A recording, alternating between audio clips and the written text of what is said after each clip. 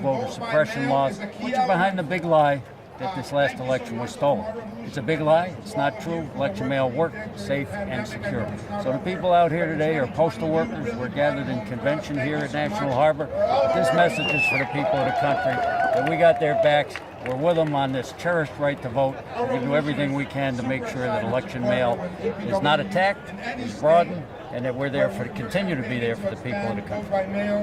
Okay. Now, is there anything else that you might want to share that I might have missed? How long is this going to go on? Today, and is it going to be more rallies like this? This is a short rally helping to bring the message to the people of the country that vote by mail works. We're going to be there for them, and these are all postal workers saying we're in this together. We're going to continue to serve the people of this country in so many ways, including through election mail. How has this affected you personally? Well, I think personally, I think it's really, what happened in the last election really made postal workers proud in the sense that we know how important we were, especially during a pandemic, for the people of this country to exercise their right to vote. And what's a more precious democratic right than our right to vote? And one more time. Again, the goal of this rally today is? It's to promote and defend and promote election mail as part of that fundamental right of people to have access to the ballot box in a secure way that works, brings out more participation in election time, and is now under attack, and it shouldn't be, and we're going to be here with the people of the country fighting back. That's what we're doing today. Anything else? Anything else? No, I'm good. If you are. Thank you. Okay, right, thank you, man. Take care. I appreciate it. The greatest invention our country ever created wasn't the light bulb. It wasn't the automobile or the car. It was a broad middle class. And it was created by the blood and the sweat and the tears of workers. Workers like you.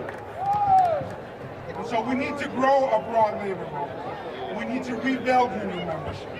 And that fight, we are all waging together. The fight for fast food workers, the fight of Starbucks workers, the fight of Amazon workers. We are all part of that fight. And together we can put the power back into the hands of working people and take our democracy back from the corporate interests that are stymieing it right now. So when we fight, when we organize, and when we vote, thank you very much.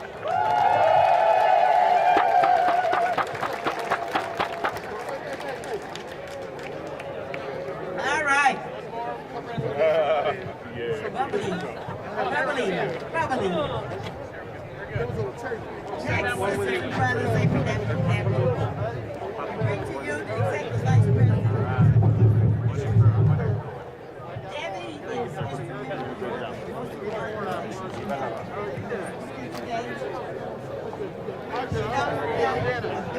the life fighting together in a big movement within democracy. Please welcome the Executive Vice President of the American Postal Workers Union.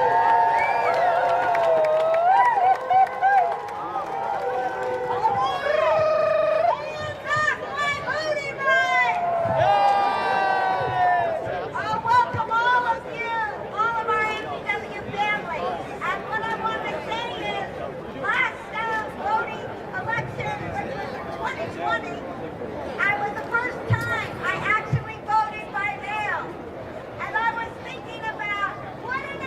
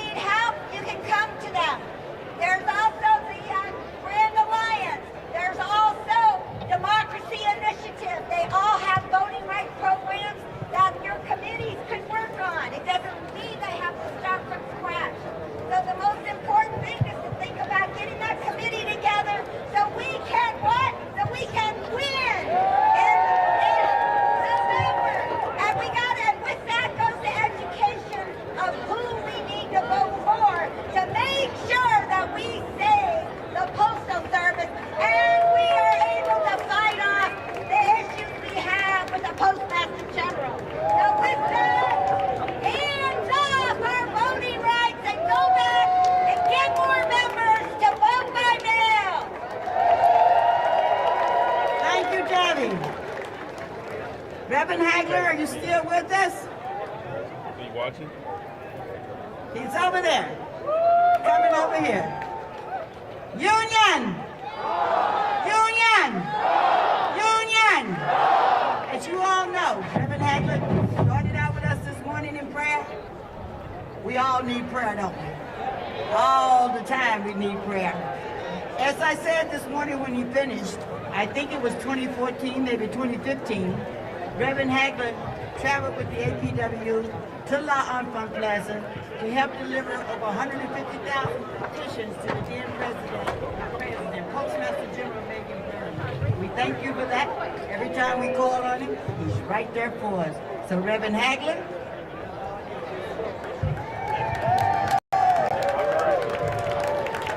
Good afternoon, everyone.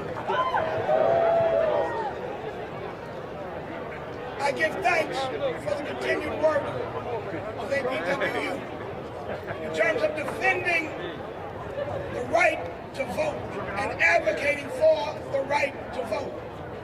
But one thing that we need to remember is that the ability to vote is the ability to operate against the fascist and authoritarian elements that exist in this country. Folks want to suppress the vote because they don't want your voice or my voice to be included in the decision making, but they'll always want a little narrow, secluded voice of those who are in power, those who are rich, those who are exploiting everybody else to have all the say, and for us to have no say. We're not going to have it because we're going to do everything that we need to do to make our voices heard. Now, this country has been trying to suppress the vote ever since its founding. When they first advocated that only landowners could vote, then they turned around and basically said only white males can vote. And women and blacks had to struggle for the right to vote. In fact, we fought a civil war, not over just slavery, but over the ability of everybody to have a say and to have dignity and respect within the society. They passed the Civil Rights Act in 1868 that banned things like poll tax and banned things like literacy tests. They did all of that because the issue was about voting back then. And then, basically, they turned back the clock in the Tilden Hayes election, when Hayes went to the White House with the agreement that they would remove the last remaining Union troops from the South, and the last remaining Union troops from the South, they withdrew, and in that, poll taxes came back into being. Literacy tests came back into being. People were denied the right to vote. People were denied the right to have citizenship in this country. And we didn't have it again until 1965 with the passage of the Voting Rights Act. And now here we are again with the fascist, racist elements in this country trying to roll back the clock, trying to take away a woman's right, trying to take away black people's right, trying to suppress women, brown people, immigrants, and they want to have all of the draconian and reprehensible things that they're doing to somehow be the law of the land. So we push forth and say, democracy is about access. Access to vote, access to speak, access to stand up, access to be heard, expert to make demands. That's what we intend to do. We don't intend to do anything less. They're going to see our marching feet. They're going to hear our yelling voices. They're going to hear us at the polls. And we're going to do everything possible to make this country live up to its creed. God bless you.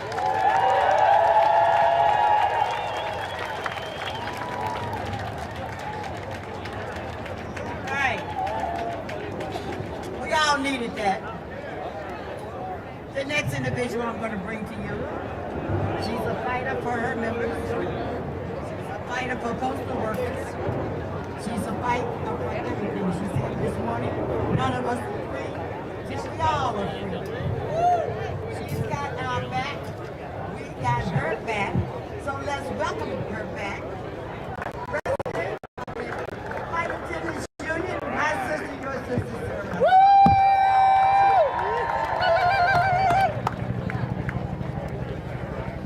Thank you, Sister Liz Powell. And I gotta say, this is some commitment here. Purple all over.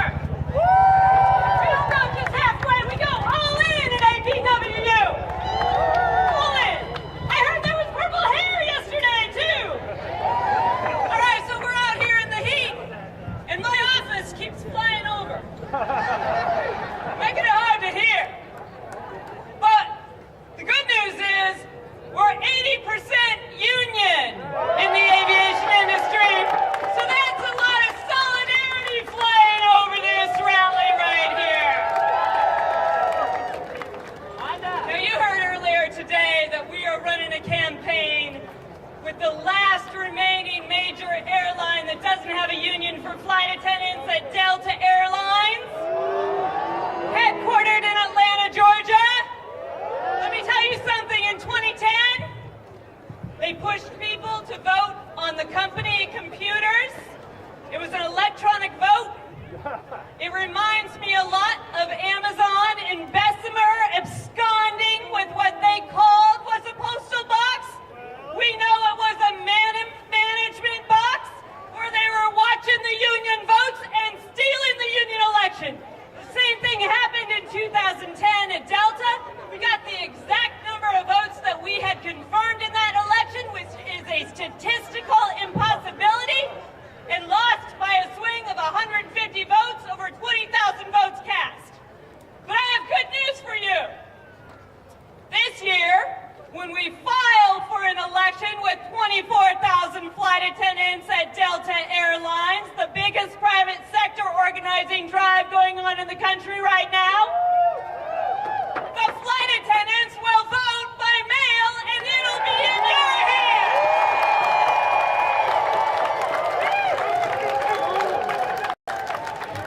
And I'll tell you something else. I grew up in Oregon. Where's my Oregon contingent? All right, right up front. Right up front. All right. We vote by mail exclusively in the state of Oregon. And when the state made that decision to do that, the elections mysteriously started to reflect the will of the people. Because the people didn't have to try to get off work to go vote. The people didn't have to go try to register and find their ballot to go vote. The people didn't have to wait in long lines under the sun, hot sun with no water, and try to vote. The people didn't have to stand where they could be ridiculed and persecuted and tried to shamed against voting in order to vote. All they had to do was go home and open up their mail and put their ballot back in the mail in your hands and then elect the people and the priorities that the people of Oregon want. Vote by mail works. Vote by mail works. Vote by mail works. And let me tell you something else. Let me tell you something else, but it's some really good news. There they are again, that solidarity coming over this rally.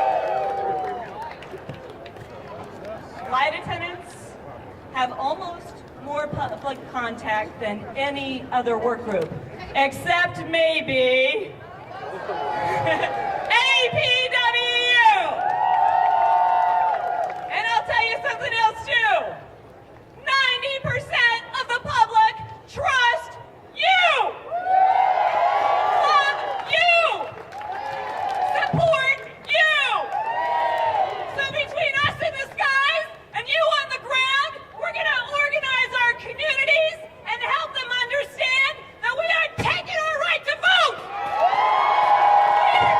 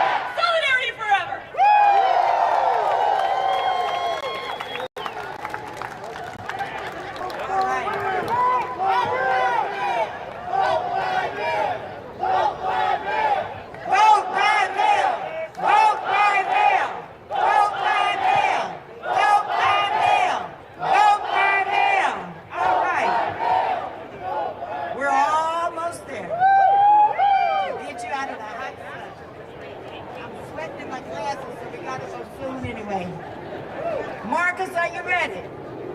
Next, I want to bring up Marcus Batchelor. Marcus is the Deputy Director of Leadership Progressive Programs, at People for the American Way.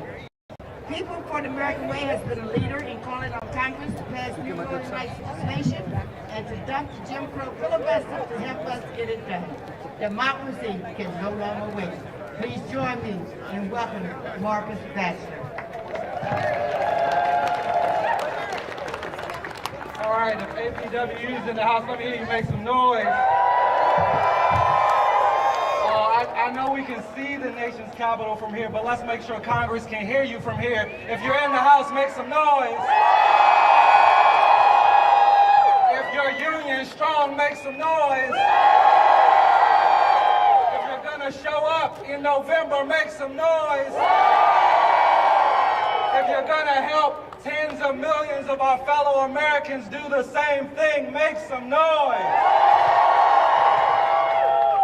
I'm so happy to be here, to bring you greetings on behalf of People for the American Way, on behalf of our President Vangelis, and our million-plus members across the country. We're talking about clergy, we're talking about elected officials, organizers, activists, union leaders, all across our country fighting for a better democracy.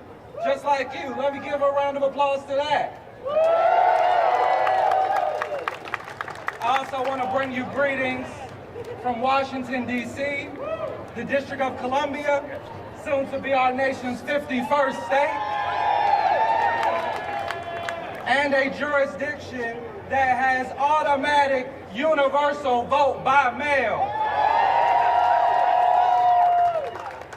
And on a personal note, I want to bring you greetings from a working class family, a union family.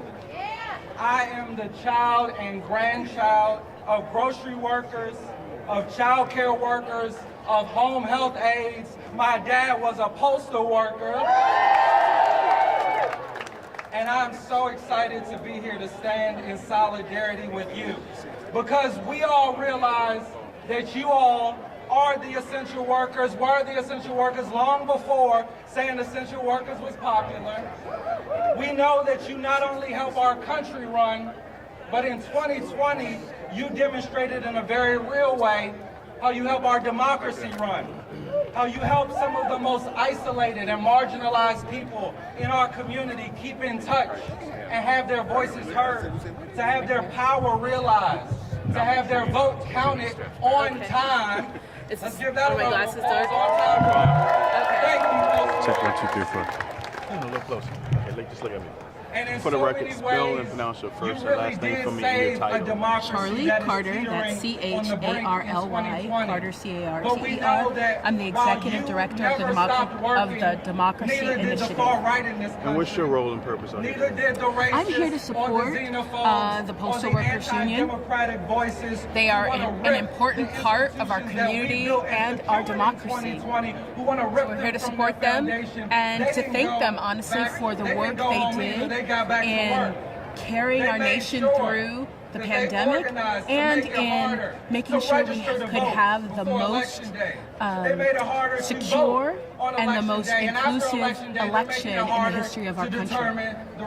So, what is your message and what is your message that you're trying to get? My message is that vote by mail works, as you've heard from many of the speakers today, and that we should, as a nation, should be looking to make sure everybody's voice counts, that we're getting ballots into the hands of every voter in every corner of this country and not restricting access to the ballot.